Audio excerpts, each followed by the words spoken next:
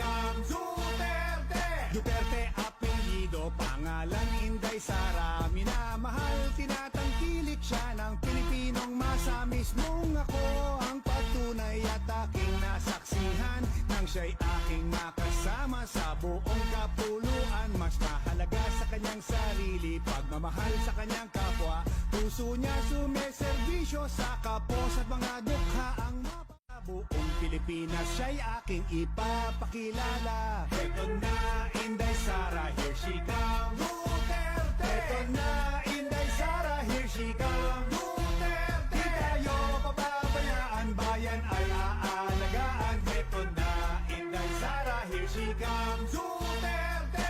Duterte apelyido, pangalan Inday Sara. Minamahal, tinatangkilik siya ng Pilipinong masa. Mismong ako ang patunay at aking nasaksihan nang siya'y aking makasama sa buong